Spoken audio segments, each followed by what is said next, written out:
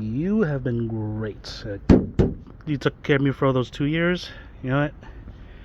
You deserve to go back to retirement. Go back with mom. You come with me. So I landed a car before summer.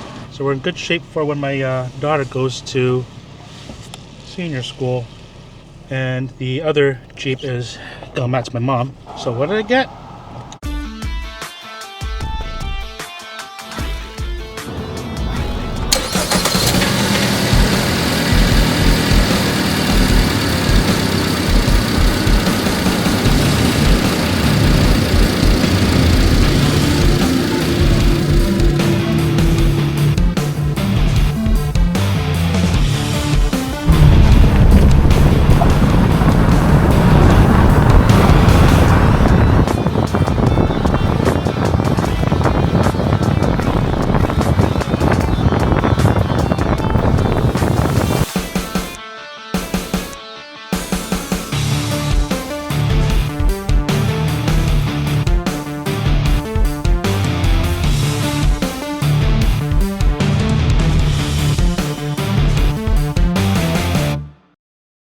I got myself a Jeep Cherokee, 2014 Jeep Cherokee North Edition. So all-wheel drive, got pretty good gas mileage, on paper at least. We'll see.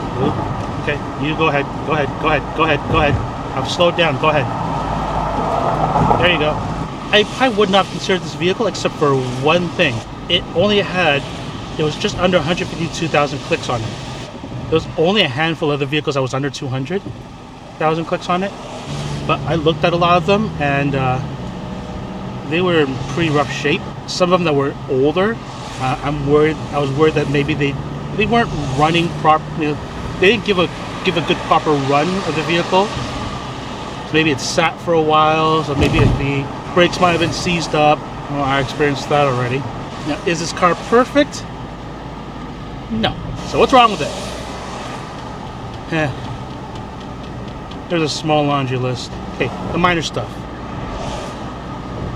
Passenger side front door will not unlock when I hit these buttons. It will not unlock when I hit the key fob. So I just have to manually unlock it from there. Not a big deal. Speak about the key fob. I can unlock the car doors. I cannot lock the car doors. So, again, I gotta go do it from here. Again, that's not that big of a deal either. The light switch, it was fine when I got it, but when I pressed it to hit the fog lights, it sunk all the way in. First time just pressing it, went all the way. Oh, what the hell? Maybe there's a little compartment that's right by there, so I can actually just open it up. I can reach underneath and just shimmy myself doing this. So I can turn the lights on and off at least, the headlights, but it's a bit of a pain. So I gotta get that fixed too.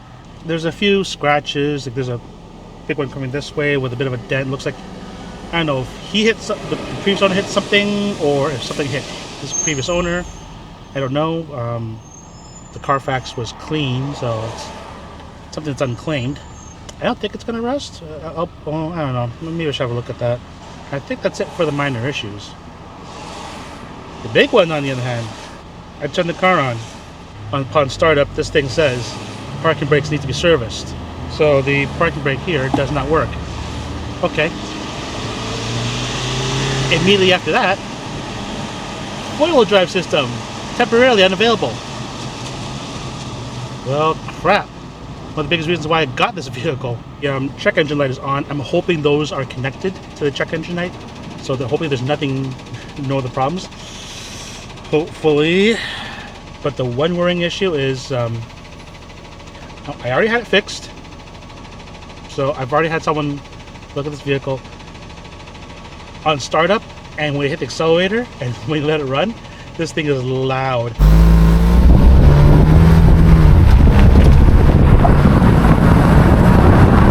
I thought it was just because it's an older vehicle, like 2014. It ran through a bit, so it's 100,000 clicks on it. I think that was probably the issue. No, there was a rusted hole in the exhaust pipe. And it should have clicked on me, that's what it was, because I noticed when I actually try to accelerate, it's a little rough. So not only was it loud, the car doesn't run smooth. So that's been dealt with. So, but that was an issue as well. I also noticed when I turn the corners and I hit the accelerator, not hard, but a little bit harder. Feels like maybe the gear shift misses a little bit because there's a slight grind once in a while. It's like, okay, it's a little hiccup. So I think, again, because it's a 10-year-old car with 150,000 clicks on it, I'm hoping that's all it is. I'm not hoping it's not the transmission going. Please don't let it be the transmission going. That's the last thing I need. Other than that, this vehicle runs okay. Off the lot, this thing, the onboard computer was saying that this thing was running around 17 liters per 100 kilometers. I know, even on paper, you cannot be that inaccurate. I don't think so. I ran it for about a good 2 weeks with my driving habits, brought down to 10 liters per 100 kilometers. That is a huge difference from 17. It's a big difference from my mom's Wrangler at 15. The best I can do. My wife runs her Mazda around that anyways, but the Mazda, I can get it down to 7 liters per 100 kilometers. Not to pat myself on the back too much. No, I'm feeling a little bit impressed by that. Where are you going? Hopefully you know you're not supposed to allow it to go straight. Oh no, he's going straight. Dipshit. Asshole. Brick. You can do that here all the time. So now you can hear the accelerator. It's fairly smooth now. Doesn't hiccup. The thing about the acceleration on this thing, I guess it's because I got the weaker engine. This is not the V6. I'm pretty sure it's just the 4-liter engine. It takes a while to kick up. And I do notice when I'm accelerating, I don't know which gear it is, probably like either 4th or 5th gear. It has a little trouble hitting that mark, because sometimes it should shift gears around the 3,000 RPM mark. Sometimes it doesn't quite get there, and sometimes it doesn't quite hit 3,000 RPMs, even though if I'm pressing the gas a little more. I have not actually just jammed on the gas to see if it'll actually get up there. I want to make sure this car will last minimum 5 years, preferably longer. I gotta get my butt up to around Markham to pick up my wife's herbal medication for her skin condition. She don't want to do it because, it's gonna be traffic. No, I'm running through traffic. Yeah, but you drive better than me. Only when it suits her, she'll at least admit to that. Most of the time it's like, I drive better than you. I'm more safer than you. I drive a better car. Well, I mean, you can't even back into a spot without using your damn backup camera. You need a backup camera to back up to a spot. And even then, you don't even do it properly. You're not even centered. A lot of times you're not even straight. Speaking of which, this thing doesn't have any of those bells and whistles. No backup camera, no backup sensor even, no lane departure warnings or forward collision warning. I mean, the biggest bell and whistle feature on this thing really is the 4-wheel drive system, and it's not even working right now. So apparently the issue with the 4-wheel drive and the parking brake, because I already had someone look at it, there was a module, and it's situated just under the spare tire compartment, which is actually a really dumb place because water gets into the spare tire compartment. So you need to drain it. When you drain it, what happens? There's water, and water and electronics don't mix very well. So water apparently got into that module for the parking brake and the 4-wheel drive system. So it has to be replaced, which apparently also the locking mechanism it's also a module thing too. So that has to be replaced. Hopefully it's not going to cost too much. I was expecting this thing to be a fixer-upper anyway, so no big deal. And something I've also noticed with this vehicle is I think it should be a little better on gas, because I noticed when I'm going downhill, I'm gaining a fair bit of speed.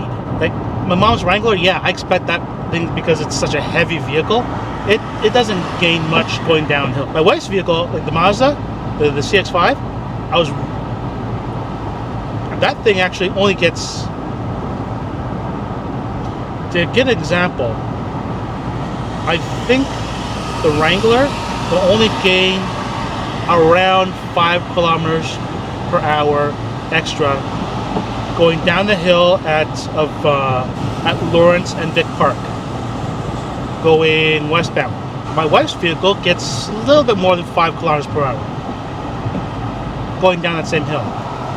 This thing, you can actually tap on an extra almost 10 kilometers per hour going down that hill. I don't know, maybe if this vehicle is lighter or something, but I do notice when I hit the accelerator, I build up, I get my speed, and if I let go, this thing actually goes on a fair distance before it starts to slow down, if it's not being affected by too much external forces. Like if it's just a straight pavement, I will go on for quite a while. All right, get off that woodbine. Oh, look at all this traffic. Goody! Why have my wife deal with it when I can deal with it? So yeah, I'm back to having my own vehicle again. There's a third vehicle and I'm paying more in insurance again.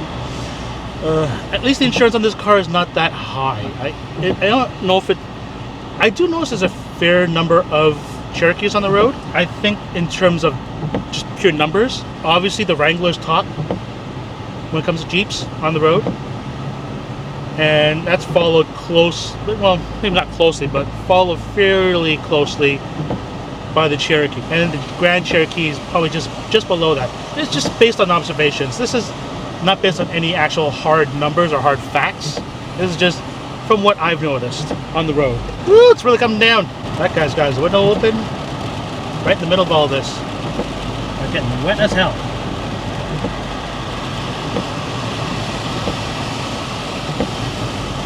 On that, I actually put rain guards on these windows. They just cured in. I've already done my 3-day process of having the glue dry, so we're good to go. I'm rolling down the windows again. It's been hot for the past few days. AC's been there's been a godsend on this thing. And yeah, this thing has working AC. It's got working heat even. Had a couple of cold days since buying this car as well. Yeah, again, I'm going in at 4 in the morning. We've had days where it's like 5 degrees in the morning and 20 odd in the when I'm going home. So there's a few things to fix, but hey, you know what? After taxes, it came just a couple, less than $200 above over budget. I'd say that's a win, and I've got a good mechanic who's honest with me with everything so far, and he's got my information. He's already started the list. Woo! Look at the puddle test. Started the laundry list for me. That's what I've got, and I'm also adding on, which doesn't involve him, winter tires. So even if I don't get the 4-wheel drive system fixed, at the very least I'll have winters. I'll be good to run through the snow somewhat. Would be better for the 4-wheel drive working though. Of course, I've already dash cammed up the car as well. Blackview DR750X. The Mazda still has the 750S. The Jeep has a 750X on the way. I really like the 750X actually. The low light is actually works very well.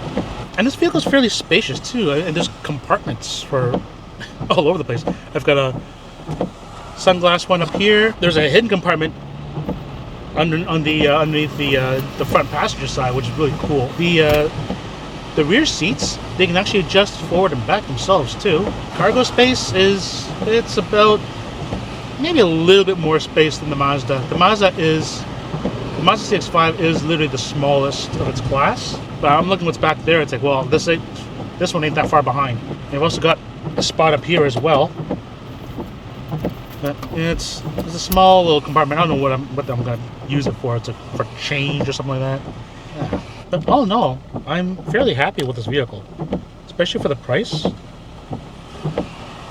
And if it lasts me a minimum 10 years, if it lasts me a good 5 years, I'll be happy. This thing will be my daily drive, and I know I'm going to be saving a lot in gas as it is. I don't mind putting in some of that extra money to fix her up, get her up and running. Now, do I feel a little bit swindled because of some of these fixes? A tiny bit. I mean, that rusted hole in the exhaust, I'm told that there's no way a car could have been certified to have been sold if it had that issue. Oh well, we already made the deal. It got it fixed. It wasn't that expensive a fix. It was less than $200. And there you have it. Our new ride. Oh yeah, forgot. I kind of miss having a sunroof, which is also why I put the rain guards on, so I can lower the windows, crack it open a little bit if it's raining like today or any other day, and no one's gonna notice it. So it'll be harder to try and break in, which is only happening how often now in Toronto? Hey, any of the crooks out there, not that I'm saying you should steal my car, but if you do, note, this thing is only worth around 10 grand.